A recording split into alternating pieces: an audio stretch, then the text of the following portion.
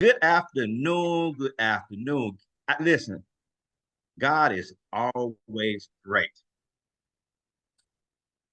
I got the one and only Joe Johnson. Listen, the Grammy Award winning, multi talented saxophone player. Listen, when we went to Westwood High School, this man was talented in. So I want to bring Joe on to share his marvelous and blessings that God has given him. He has a very special gift that I want you guys to hear today. Without further ado, Mr. Joe Johnson from Westwood High School. Welcome to the show, sir. Thank you, sir. I appreciate you having me on and stuff like that, taking time out of your busy day to talk to a mere peasant like myself, sir. I appreciate you. What's going on? Can you hear me, Rick? Yes, sir. I hear you. Okay, cool. All right. So, Joe, it's gonna have a little delay, so just bear with me. Okay. So, I want you to first of all, I want you to begin. I want you to start off telling us, you know, from Westwood High. Let's go back to Westwood High School. Okay. Mr. Emerson R. Abel Jr. My guy, man. That man inspires so many of us. Most definitely. So I want you to shed some light on Mr. Abel first. I mean, that was my guy, man. I don't know what he found special in me as a little nappy-headed seventh grader at Westwood, but some of the things that he has instilled with us has stayed with me my whole entire life. I mean, I can never say enough about him and his influence on me. Um, I always say I have so many funny stories about Mr. Abel. People will always ask me about. I was doing the show one time actually, and I was musical director for Isaac Hayes, and we were having a conversation, and Isaac was one of Mr. Abel's students also. And he was saying, well, Mr. Abel kicked me out of the band. I said, well, Mr. Abel gave me my first F in seventh grade. So, but he has been, was then and still now a extreme influence on so many people's lives from so many different walks and cultures and stuff like that. Just an amazing, one of a kind individual. I would not be where I am today without his influence, without question.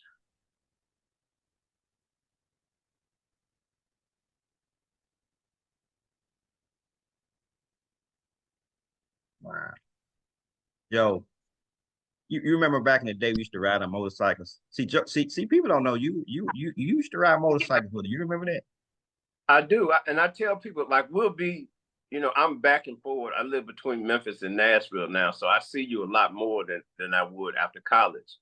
And I would be in a room full of people that I have known for a lifetime, and I would be like, I've known Ricky longer than everybody in this room and stuff like that. So we literally, not even being funny, we literally basically grew up together from DoubleTree to Westwood and attended college together. So yeah, I remember all that stuff.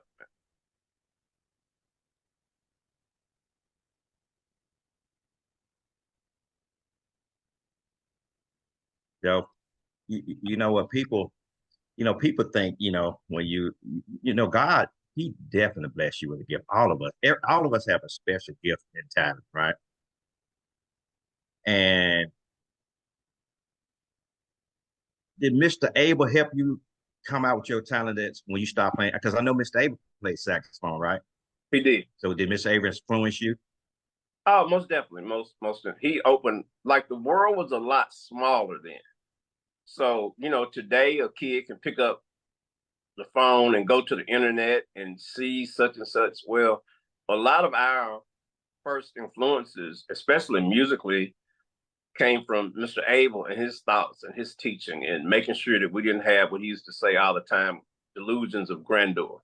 Uh, you know, um, So yeah, he opened my ears up to, I even think today, you know, 30 plus years in the industry, blah, blah, blah, blah, blah, blah. I think I was a better player in high school than I am right now. I mean, he had us serious about music and where music could take us. I mean, I left Memphis on a music scholarship to Tennessee State, and I have basically been in the industry for the last 34 years, no, 38 years. I just did the math in my head.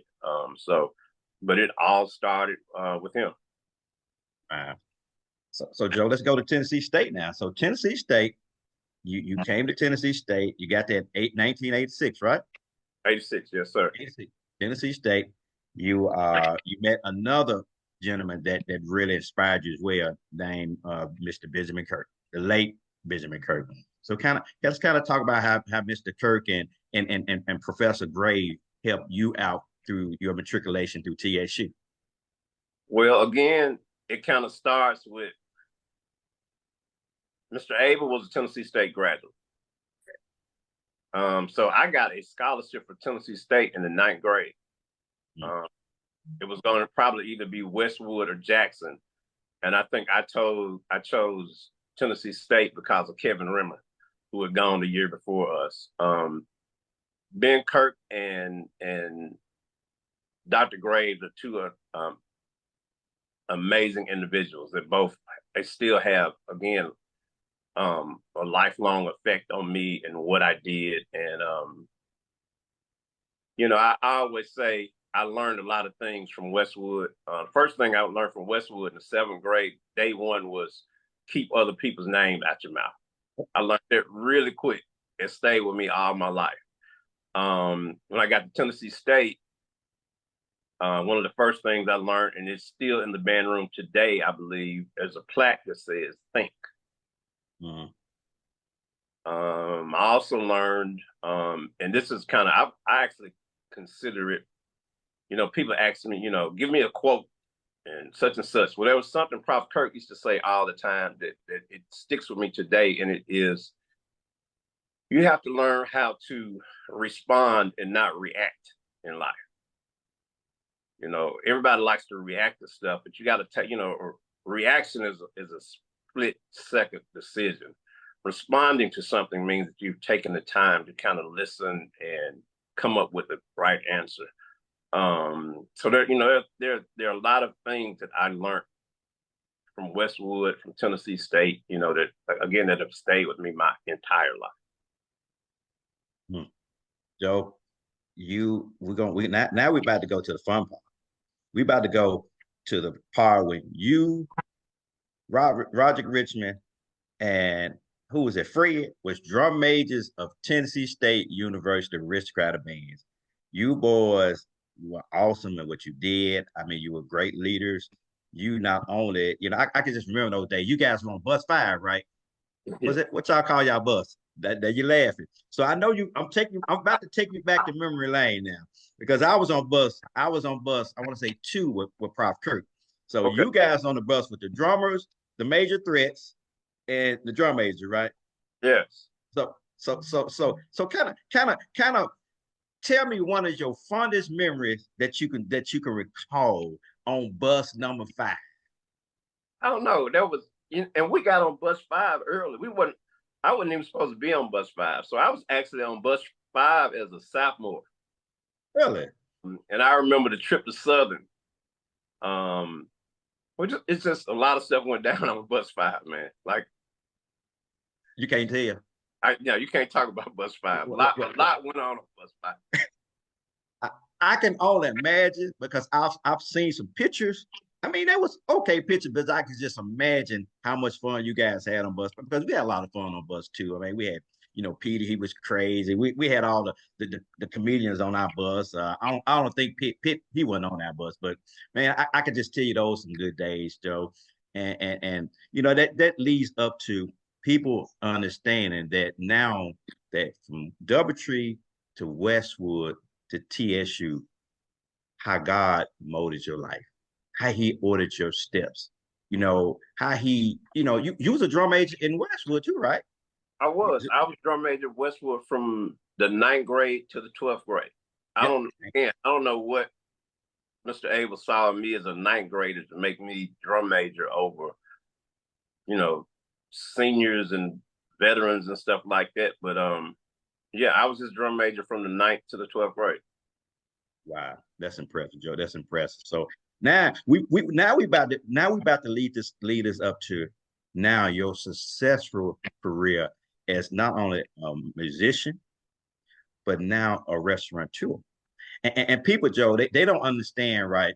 Now, for you to juggle being on the road and on these bits, tell us the success. I mean, tell us what we need to know far as to do that, because I'm gonna tell you something. I'm in that business now, and it's tough. It's tough. So tell us how you juggle all that today. It's a lot. It's at the end of the day, it's a strong desire and a strong quest of mine to keep the lights on at the house. That's very important. So whatever I got to do to keep the lights on in the house, that's what's going to happen. Music was first. Left Nashville, music scholarship, started interning with a major label, left the label after 10 years to start my own independent company through Sony. Released 3 solo albums that had pretty good chart success and stuff like that. I ended up being what I found out early in music, especially instrumental music, is it's a different beast. So you would be fighting for chart space and fighting for show lineup with people that you actually, your idols. So, and what would happen is it's kind of like I say, I don't know if you're familiar with this cat, October London, that just came out. Sounds like Mark. Mm-hmm.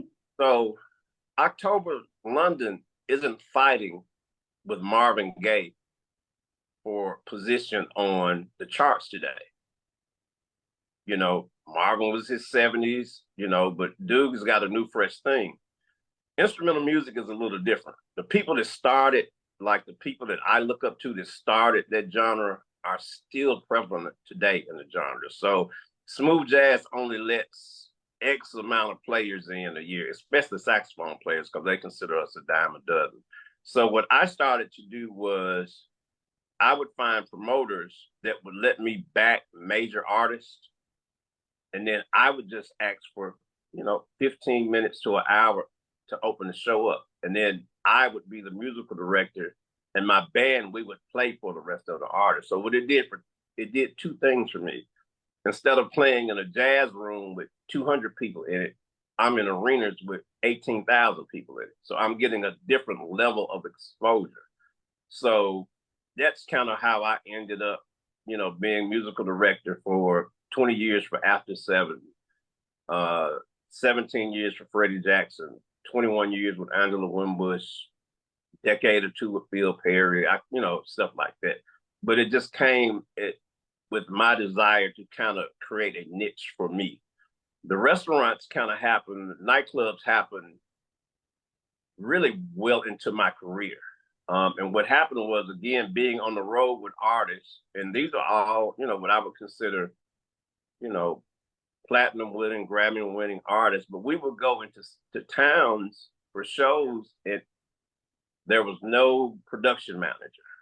So as a musical director, I got to make sure my guys are good for my artists. So I'm the production manager. There's no stage manager. And at some point I was like, you know what? I could kind of do this for myself.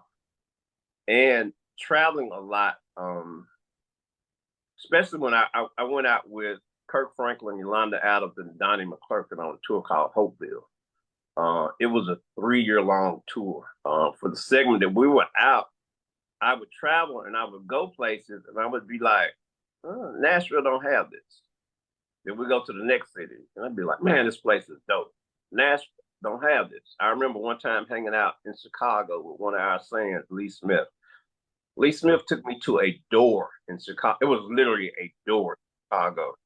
And it was like probably the dopest place I had ever gone to. And I was like, Nashville needs that. So we decided to open up a place called Jazz and Jokes downtown Nashville, which was a jazz and comedy club. So every week, it was basically Nashville's version of Chuckles. Because I mean, we actually consulted with Chuckles, or they consulted with us when they got ready to open. But it was Chuckles with live music. So you might have BET comedian and 90s R&B star, you know, on the same show. And we did that, and that kind of led into Wknd, which was just, Wknd initially was just a free bar. It was, hey, you know, everybody's club, and like, let's just do a cool free bar. Wknd turned into a real nightclub agenda. Agenda turned into something else, and you know, almost 2 decades later, that's kind of how the restaurateur, nightclub owner side of me came up. You know, while still trying to do music, stuff like that. So it's, you know, it's been an interesting journey, but again, it's just a quest to keep the lights on at the house. People, you know, I listen to you, and I've been so proud of you. And like I said, you've been a lifelong friend. You know, I don't know if you remember our first night online. And Yes. the one thing I do. The one thing that the Dean of Pledges said to me, again, that has stuck with me, is that everything that glitters isn't gold. Mm-hmm. And so it's like, I remember the failures more than I remember the successes for some strange reason. I remember every time I missed the mark more than every time people assumed that I hit it. I can remember times where people thought I was losing and I probably was winning my ass off. And I can remember times where people thought I was winning and shit, didn't know where, you know, A to Z was coming to me at the time. So, you know, it is, you know, it's a job. You know, it's not you know, even owning, you know, nightclubs and stuff, people literally think, you know, it's like a party where I just come in at 10 o'clock and we open the doors and party at 3. Like, nah, bro. I had to learn the art of food and beverage. Like, it's a whole different beast that and, you know, getting the people in and getting people to come and support you is one thing, but understanding your margins, understanding all the stuff that comes along with running a place that's about food and beverage, it's a whole different beast. And, you know, it's something that we work on and we strive on. I think we've got either 6 or 7 places open now in multiple cities, but like, we're still trying to figure out what we're doing, man. You know, it is, you know, it's a daily grind, you know, on top of, you know, kids, spouse, all the responsibilities that come along with it. It's, you know, it's life, man. It's been an interesting journey. So I must say, brother, I'm very proud of you. And like you said, we have been knowing each other for a long time. We go all the way back. You, Kevin Roberts, a lot of us, we grew up in Westwood together. We went to Doubletree Elementary together. And brother, I always looked up to you. You know, you have always been a leader in my book. And you know, as I know, being in this industry, it gets challenging to juggle your personal family life and business life. So tell me, you know, because I know what I did. I know I struggled. That's why I had problems keeping a relationship. Me, because, you know, I didn't know how to, or I was learning how to balance it all. You know, when you got a lot going on, people think that, you know, we wake up and bam, you know, like you said, it kind of turn up. It's not like that. We have a lot. I do personally have a lot of things that goes on, especially, you know, you got 7, 8. I'm trying to juggle 15 and trying to do more. So right. I want to ask you, how do you juggle all with spending time with your family, going on the road, and with your business? It's hard, especially living in 2 cities now. So it's, you know, you have to prioritize your family. You know, I'm really big on, you know, making sure my kids see me in the same light as I saw my parents. The way I saw your dad. I saw your dad on that mail truck. I was so proud of your dad and what he did. I was proud of my dad. And my dad worked for UPS for you know, 30 plus years and stuff like that. But I wanted my kids to look at me in that same light. So with that comes a certain level of responsibility. I think as they get older, they kind of see the grind now. But it like I said, it's a daily struggle, man, trying to balance, you know, have what they call work-life balance. And it's so hard, and it's so taxing. You know, very little sleep, you know, very little downtime. You know, I think one of the things too, I tell people a lot that kind of got me into nightlife was, you know, I was 40 years old and realized I didn't have a hobby. You know, I had, you know, I'm very to myself. So, you know, like you know, I got the same 3 or 4 friends since college. I laugh all the time. I call myself an antisocial socialite. Like I'm in the room, but I'm probably in the corner by myself somewhere. I ain't trying to be the life of the party. I'm not trying to, you know, I'm looking around about, you know, what's gonna happen, what's going on. I'm just not, you know, that's kind of not my thing. You know, I've kind of always, you know, for sure. I got married young.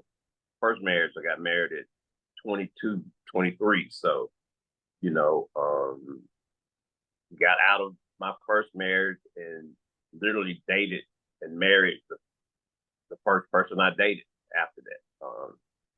So, you know, it's hard again, you know, living in Memphis, living in Nashville, having restaurants in clubs in Nashville, restaurants and clubs in Memphis, trying to be on the road, actually, that's kind of one of the reasons why I pulled back so much. At one time, I think in 13, I was a musical director for about 8 artists at the same time, still while touring with Aretha Franklin and doing stuff like that. And I was flying into Nashville trying to get into Memphis to, you know, nurture this new relationship.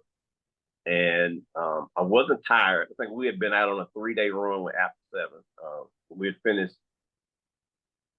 finished Baltimore, I believe. So I flew back into Nashville. You know, probably had been up 72 hours, but I'm not tired because my body is used to it. So I'm like, let me drive to Memphis. And I found I went to sleep 4 times. Getting wrecked just enough to get off the road and hit it, wake back up. Yeah. I got to pull back, man.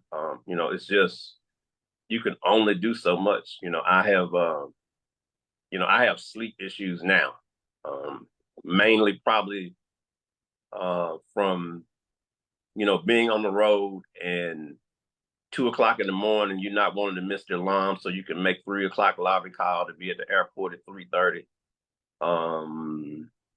Mainly, I can't turn my brain off, so I'm always thinking about, okay, what's next? What can I do better? How did I mess that up? What does tomorrow bring? So it's a heavy thing, man. You know, it's a lot doing this. People just see you, you know, they see you publicly and they see you smiling, or, you know, but they don't know everything that's behind all of that. And it takes, especially relationship wise, somebody that gets it. You know, sometimes people will be like, well, you know, you do make time for the things that's important for you. We all do. But sometimes it's such a small amount of time that people feel like they're not a priority, when it's like, no, I'm really giving you everything I have at this moment right now. Luckily I'm married to an entrepreneur one thing I can say about her, she gets it. She can kind of give me you're on your phone too much conversation every, 2 or 3 hours. But, it happens that for me, my whole world is on my phone. So if I'm not looking at the cameras and one of the business, if I'm not looking for to see how my staff is activating on social media, researching or, okay, all right, what are they doing at this hot spot in Houston that we could be doing? What are they doing at this hot spot in LA that we're doing? How are people engaging with them? So it just, for a spouse, they're like, man, bro, get off your phone. I'm like, I'm working, you know what I mean? So it's interesting, man. That's good. Man, that's good. So let me ask you this. So, a lot of times, I always kind of, it's not a comparison, but people say, well, I went to the casino and I won $1,000, or I won 2,000, but they don't tell you how much you lost. Right. Me personally, I mean, I know you have had a lot of success in life, but I'm pretty sure you have failures in your life. And I always think about when I failed, and it was like the world was coming down on my shoulder, bro. I just didn't have nobody to talk to. I was closed in. I was losing my faith. I struggled. I struggled. I struggled. But it didn't dawn on me to actually, when you talk about it, it did it. And when I say talk about it, I talk about it with God. I was running for a long time, so I was running. I mean, from everybody. I mean, I didn't go to homecoming. I was just shut in, bro. So I want you to kind of, share some things, some failures that you had in your life, and what it taught you, and how you put your trust and faith in God, and how He brought you back. I mean, like I said earlier, I've failed a million times more than I've succeeded. Sometimes, they were failures that I had no control over. Sometimes they were failures that may have been of my own, being naive, or but I remember the failures. I don't remember the successes so much. If you if I've opened 12 businesses in the last 15, 20 years, I could probably tell you about the 20 that didn't make it to the light of day. I even kind of look at SupperClub Nashville, that is doing very well right now. Well, we had SupperClub Memphis, and what I call it the crime pandemic of Memphis right now. It's just so much crime downtown Memphis that it was very hard for us to stay afloat. People, they wouldn't come out for $100, $125 dinner and leave with a $600 window busted tax. It just, over time, it just became very hard to keep the place open, and it was literally started costing us $30,000-$40,000 a month for 10, 12 months to stay open per month. That's out of your own, how I'm gonna scrape it together, do whatever. Nashville was a different story. Nashville was supposed to be first. I got the building right after COVID.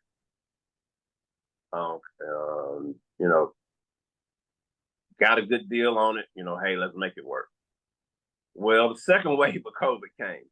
And what people probably don't remember, the second wave of COVID actually shut stuff down more than the first wave. Mm-hmm. So we had to put the project on the side. And, after COVID cleared, we came back with basically the same recipe that we used in Memphis. And it's doing pretty well right now. So, losing Memphis, trying to open, I think we opened 4 last year in Nashville, 4 different concepts. It just, people can, wow, y'all open up 4 businesses in 18 months. Well, I'm still thinking about the one that failed. It's just, I don't know. It's interesting, man. I guess it's a learning curve. So share with us, if you can, share with us what did it teach you, far as, did it teach you patience? Did it test your faith? What was your learning curve behind it, your failures? Joe, every successful person fail. I don't care what they tell you or what everybody. And one way or the other, personal or business life, you have failed, but those are trials and tribulations that God put in your way to test your faith, right? And no, He did the same. I absolutely agree. Yes. I have never heard a success story that there was not multiple failures. I tell people, hey, how do you get how do you do this? How do you do that? I just tell people to get started. Just get started. And well, how did you sustain when it started getting bad? Just keep going. You just have to, keep your eye on what your prize is. But don't expect for everything to be, caviar and champagne.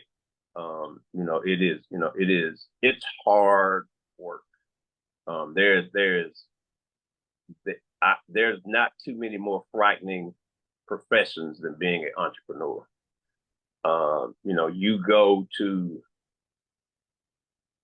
If I go to a Rallies of Checkers and I go to the bathroom and use a paper towel, you know who bought that paper towel? Mm-hmm. Cedric Turner. Mm-hmm. Every pen, every pickle, every ice drop, every ounce of liquor has to be accounted for. And you have to. I have people. This is a funny story. I have people all the time like, man, I want you to hire my girl. She's a great bartender, such and such, such and such. I said, well, it's cool. Like, what makes her a great bartender? Then they stop. I said, she always give you the hookup, don't you? They say, yep. I said, well, that would mean she's stealing from me as an employee. And you have to deal with so many people with their, and it's hard for, taking a bag out of McDonald's might feel like it doesn't hurt. Taking a bag of fries from Joe or said, it's painful. Very painful. So it's just I just tell people to keep going, man. Figure out what you want to do. Be prepared. Do your research. Do your homework. Don't be afraid to ask questions and just get started. There's no right time to ever get started. You just got to get started. Like, figure it out while you're going. But if you're sitting down and thinking that I'm waiting on this perfect 80-degree day where $1 billion is going to fall to fund my passionate project, and when I open the doors, it's going to be 1 billion customers, and that ain't it, bro. Just get started. Ask a lot of questions. I know, like in my music career, like I was in music when it wasn't cool to be in music. So it's like I would, like, what do you do? I'm in the music industry. Nah, nigga, you don't do this. Because no, it wasn't. I'm so old that it wasn't cool to have independent labels, even though, like I say, major distribution, but people really didn't get it and stuff like that. But I would do research. I mean, I would literally be in the house on dial-up internet, and I would figure out, okay, who's doing what I'm doing?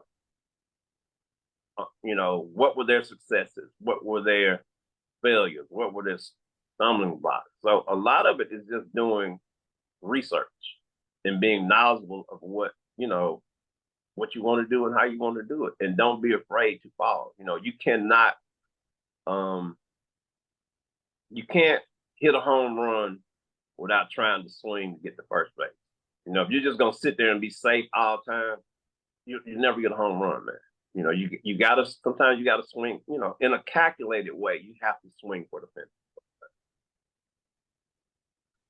Well said, brother. Well said. I just, Joe, I pray that especially our people, we stop putting, we got to get out there crabbing the bucket, man.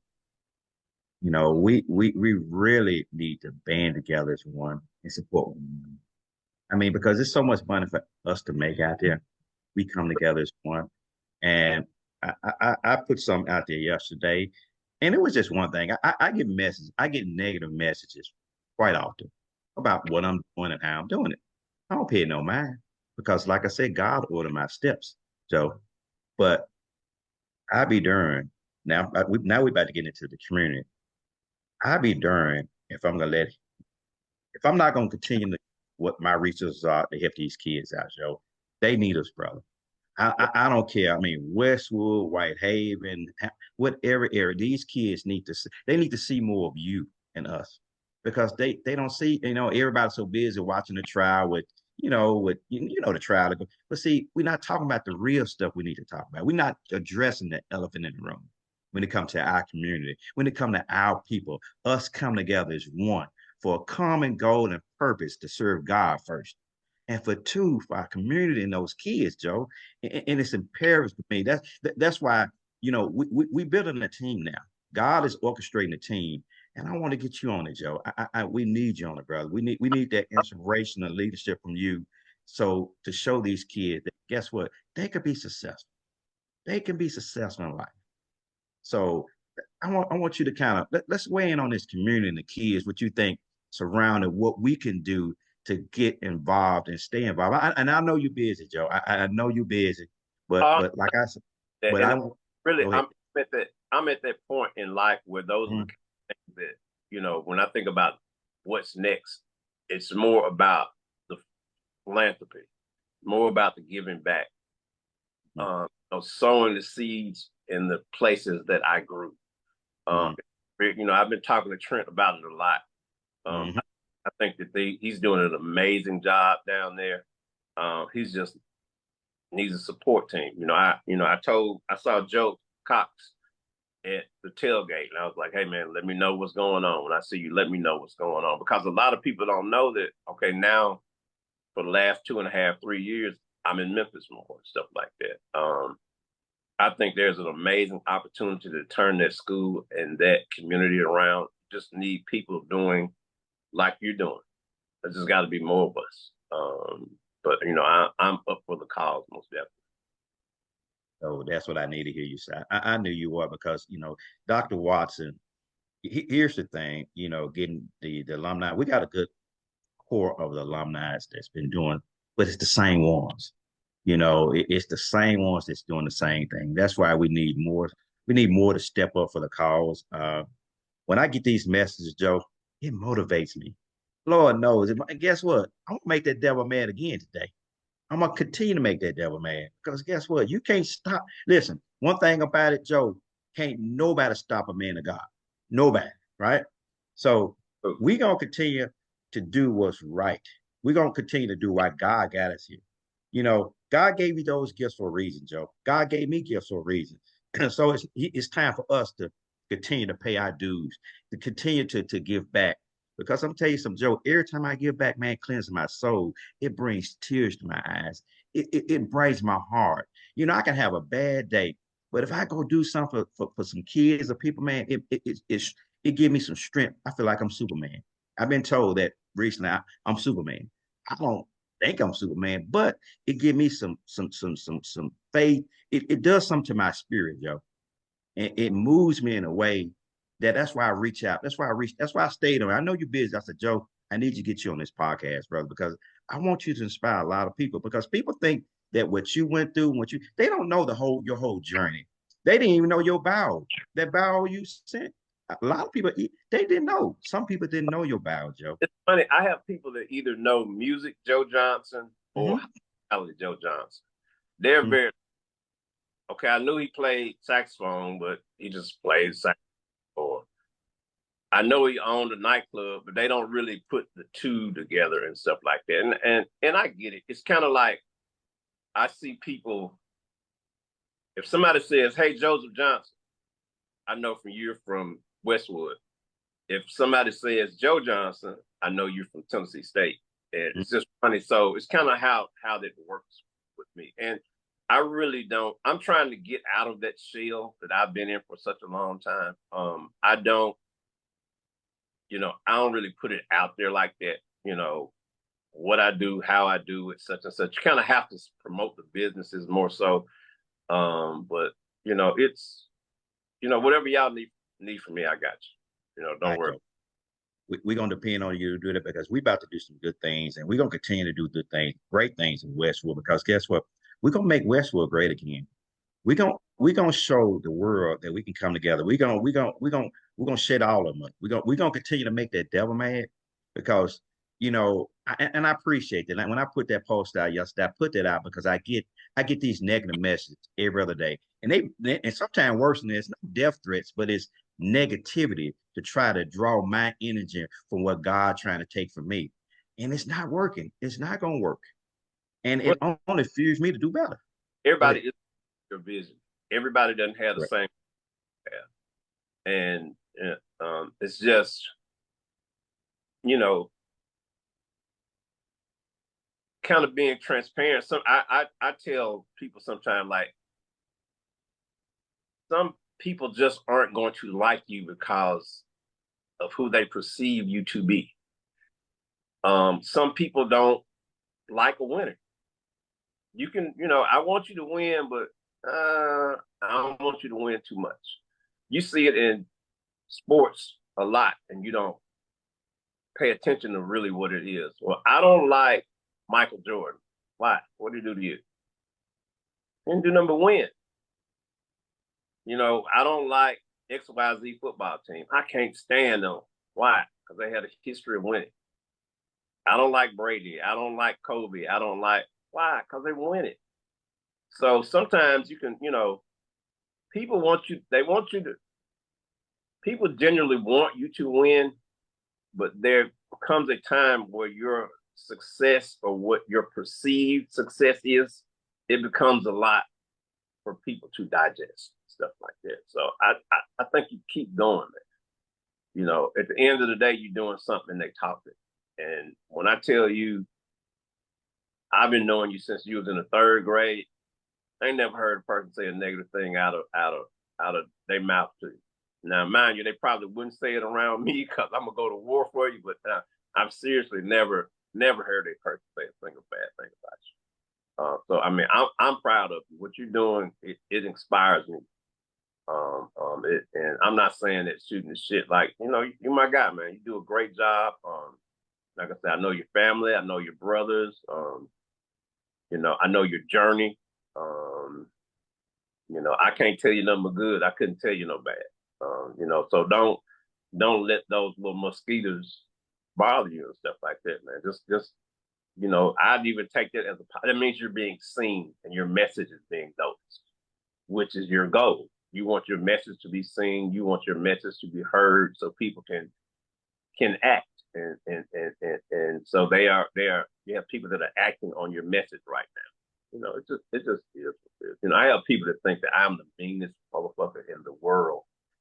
I just mind my own business because I learned a long time ago, hey, worry about yourself.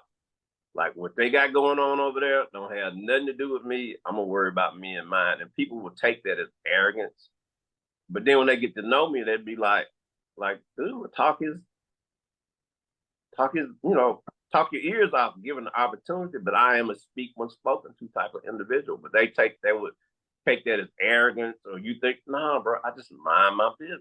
So I don't hate on nobody. I just, hey, what you do works for you. Let me worry. I got too much of my own stuff to be worried about what you and your vision is. But I'm behind it, like I said, and I'm proud of you because I see you coming out of your shell too. And I see what your vision and what your calling is. And it's I always say you have to reinvent yourself every once in a while. So I'm probably on the verge of doing my second or third reinvention. So and like I say, philanthropy and giving back to that community is right at the top of my list. Yo, thank you so. I appreciate those kind words. And like you said, people don't know you, and I've been knowing you. You kind of, people can think that what they think about you, but at the end of the day, brother, you very humble, brother. You'll do anything. You'll give me that Gucci shirt off your back. No, you would. You Happening. you that type of brother, and people, they can say what they want to say, but at the end of the day, we need to band together for them. Yeah, most And I have come out of my shell. I used to be that type of crying guy in the shell. See, people don't know you silly as hell too. They don't know that about you, but you most, got that, huh? I said most people don't get that. You are. Yeah, they see my face shows and all, but no, I have an extreme sense of humor. Ask Bus Five. I bet you. Listen, if anybody hear this, people probably work now, but when they look at this video, Bus Five, I want y'all to respond from all the major reds. Listen, they gonna respond. They know you are a funny guy. They know you're a funny guy. You're a leader, Joe, and I appreciate you, good brother. And we're gonna continue. We're gonna continue to both come out that shell, Joe. We're gonna do some wondrous for that community if we got to start. I mean, and then my vision is to one day start buying up one house at a time and revitalizing that community. We need another grocery store in that community. We need to bring people back to live in the area. Without these things, they're not going to come back. So we need to work on the infrastructure. Once we work on that infrastructure, bro, then we can go ahead and start doing what we got to do, clean up the crime. A lot of initiatives that we can do, but we're gonna need people, like you, Joe. I'm gonna need you, brother. I'm depend on because those kids and everybody in that Westwood community depend on us, brother. Parents, All right. my parents are still in Westwood. They haven't And moved. mine too. Man, and I say our parents are still in Westwood because they love the neighborhood. They're not going away. So we're gonna continue to do what we got to do our part, Joe. And then we're gonna jump now. Now I appreciate that. We're gonna jump now to Tennessee State University. Okay. We're gonna jump to something that Dr. McDonough has been trying to do. That brother, even though we lose a couple of good brothers along the way, but it's okay. Right. Back in the day, the Noops ran the band. So we gonna let Dr. McDonough have his kudos on it. But the guy has done an amazing job. I did an interview with this gentleman, and the transparency, the vision he has for that band, and how much he loves those kids, man, is unbelievable. So I don't know if you hear it. We're trying to raise money now to build up a new band room. Because back in the day, Joe, we was always tight in that band room with 164. Right. And Right. just imagine they margin with 200 plus. So we calling on special like leaders like you to help out and kind of give us your take on Dr. McDonough and the Tennessee State Aristocratic Bands.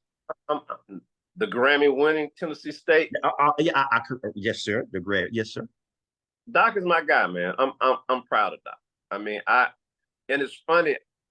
I got a text thread with Kevin Rimmer, Petey, Dwayne Holman, and Tattoo, and but I thought it was my honest thoughts, but only you would probably get what I sent them a text. I say, is it wrong for me, as old as I am, to ask y'all this question? And it was the 1st of August, and the question was, how many they got up there?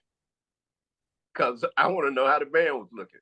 How many freshmen did you get? Who came in? So that thing has stayed with me well into my 50s. But Doc has done a great job. I see what he's trying to do. I fully support him. He's got a amazing, assistants up there. Dean there. Dean is still doing his thing. I talked to him at the Mississippi Valley game and stuff like that. So again, whatever they need, we can do it. I think we gave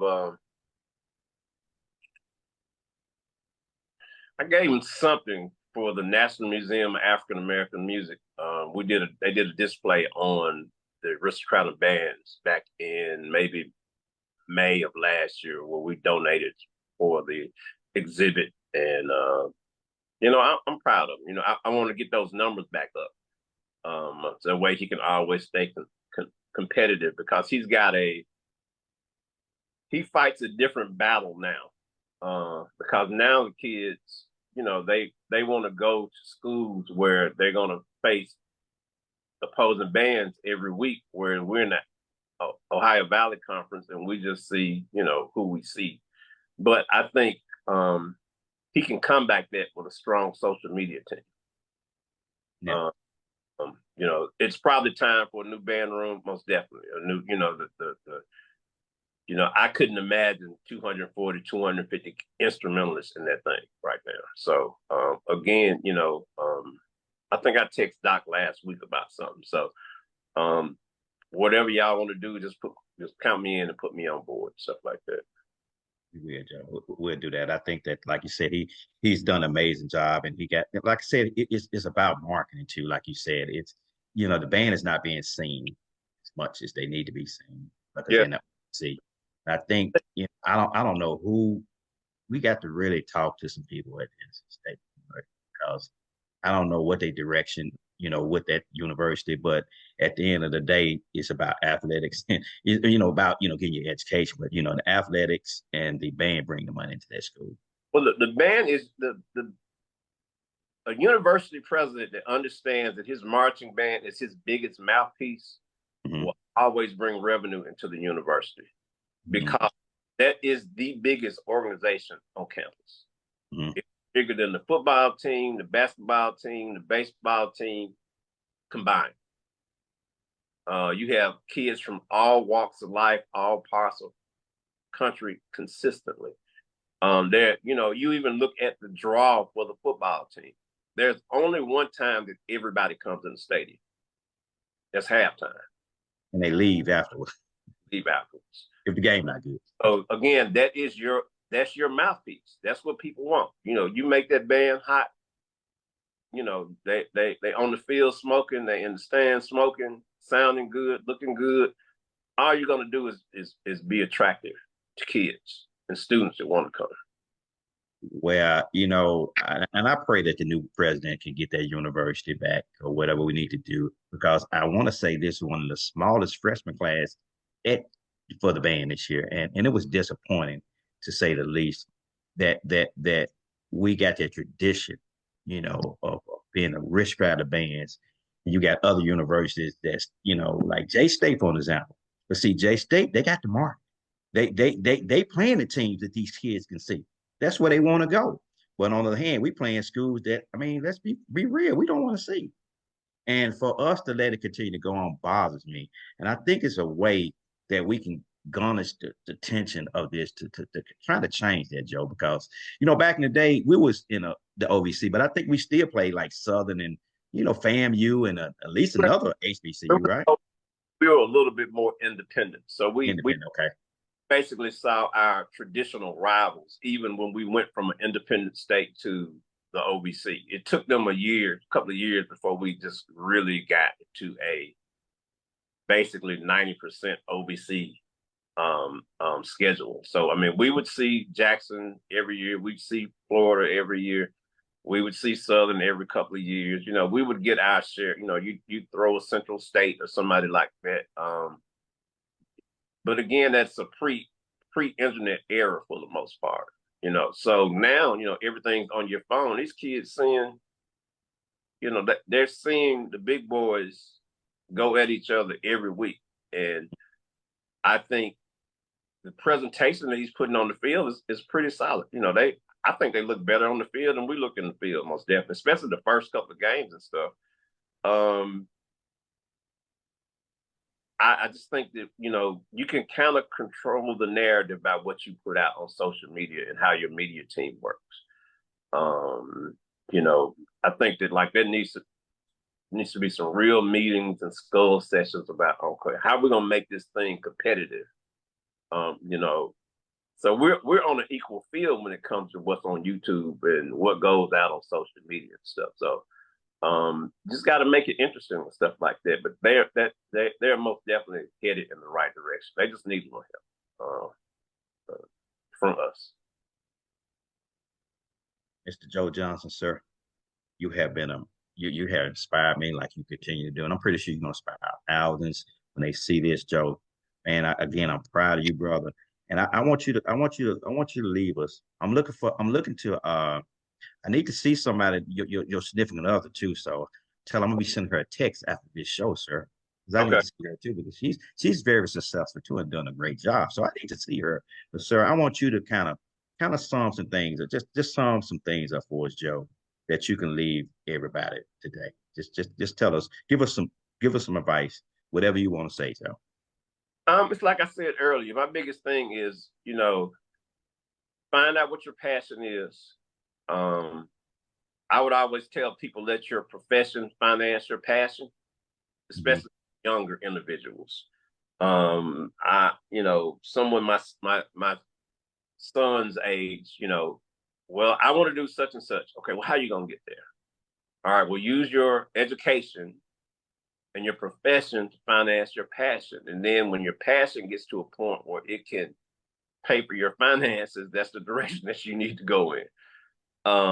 Just get started, man. Don't wait, figure it out as you're going. Because that means you're taking a step toward the goal line every time you come up with an answer and solution and stuff like that. Don't be afraid of failure. I think one of my biggest drawbacks today, most definitely as a younger person, I have a innate fear of failure, man. Like, it's like it's almost crippling to a certain extent. And I have to, I've worked on very hard, kind of, coming out of that shell and stuff. But just go, make it happen. Just figure out what you want to do your homework, do your research, ask questions, and get started. And you end up where you want to be. I tell people, musicians ask me all the time, well, how did you do this? And how did you play on that? And how did you work with such and such? Each and every one of us, we will have the opportunity. Whatever it is you want to do, you're going to have the opportunity, but you've got to be prepared when opportunity knocks on the door. It's going to show up one day. Trust me, that opportunity is going to be right there. What are you going to do with it when it comes? So be prayerful, practice your craft, and be prepared. And I promise you, it's going to happen every time, man. Mr. Joe Johnson, guys, you heard it here live for Business Talk with Cedric Turner. Joe, thank you again, sir, so much for your time. I appreciate all you're doing. We're going to continue to pray for you, brother, like we do always. And I want to leave everybody with this, Joe. I would trade the diamonds, the pearls, the money.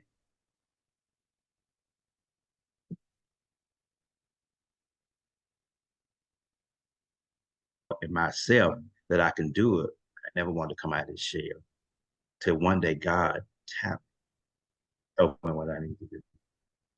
So people like you, I can't do it alone. And we're trying to do it with a team. We all can do it together. We need to come together, Joe. And we're gonna make Westwood great again.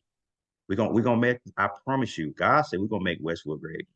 As long as I know you on the team now, we're gonna be good, sir. Let's make it happen, my friend. And I appreciate it, good brother. I love you, good brother. I love you. Listen, be safe. Tell the missus I said hello. I'm calling her next. Yes, sir. Love you, brother. I love you too, man. Be careful. Brother. You too, brother.